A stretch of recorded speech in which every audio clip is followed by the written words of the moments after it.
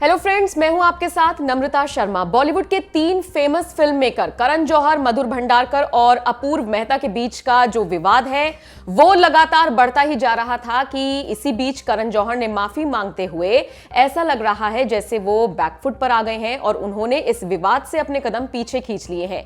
ये तो हमने आपको बताया ही था कि मधुर भंडारकर ने बाकायदा एक ट्वीट किया था और उस ट्वीट में उन्होंने करण जौहर और अपूर्व मेहता के खिलाफ कुछ टिप्पणी की थी। उन्होंने कहा था कि मैंने किसी प्रोजेक्ट को लेकर उनसे चर्चा की थी और उन्होंने मेरे उस प्रोजेक्ट का नाम, जो उसका टाइटल है, उसको चुरा लिया है या फिर मैं कहूं कि उसको कॉपी कर लिया है, ये मधुर भंडारकर ने कहा था। और उन्होंने साथ ही ये भी कहा था करण जौहर से कि मैं आपसे अपील करता हूं कि आप अपने इस प्रोजेक्ट के नाम को चेंज कर दें।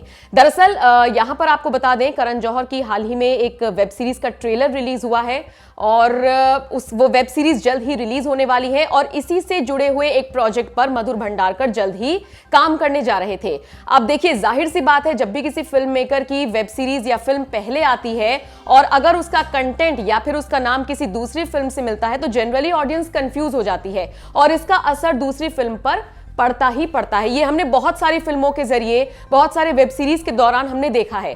तो मधुर भंडारकर को लगा कहीं उनके प्रोजेक्ट को लेकर उनको नुकसान ना हो, तो उन्होंने करण जौहर से जो ये नाम है ये बदलने की बात कही थी।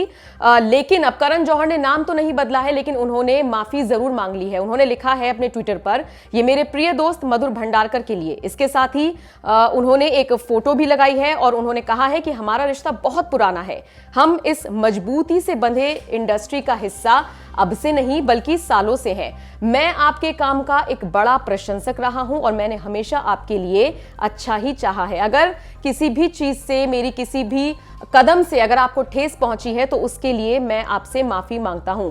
Fabulous lives of Bollywood wives, ये एक टाइटल रखा गया है और मधुर भंडारकर का ये कहना था कि ब्यूटीफुल वाइफ्स ये उनके प्रोजेक्ट का नाम था। ऐसे में ऑडियंस कंफ्यूज हो रही है। बहरहाल करण जौहर ने माफी तो मांग ली है, लेकिन अपने प्रोजेक्ट का नाम उन्होंने चेंज नहीं किया है। इस पूरे विवाद को लेकर अब मधुर भंडारकर किस तरीके से रिएक्ट करेंगे, ये देखना बेहद दिलचस्प होगा।